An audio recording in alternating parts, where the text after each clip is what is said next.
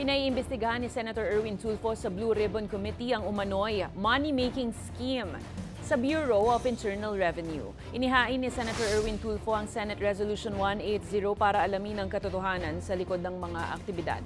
Ayon kay Tulfo, isinasakatuparan umano ng mga kawani ng BIR ang tila korupsyon sa pamamagitan ng Letter of Authorities o LOAS. Base yan sa reklamo ng ilang negosyante. Sa ulat, nakakakuhaan nila ng ilang porsyento ang mga kawani sa kokolektahing buwis sa mga negosyante at nagbibigay pa ng diskwento sa kanilang sisingiling buwis.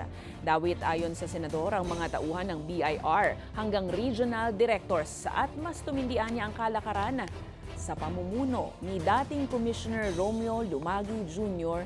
2024. Dagdag ng mambabatas, ito na ang pangalawang ahensya na umano'y korap sumunod sa DPWH.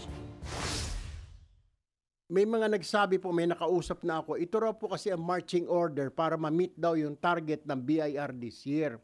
Ang problema po, hindi naman po lahat na nakokolekta na napupunta sa gobyerno dahil yung ilan ay napupunta po sa bulsa nila. Parang kickback din.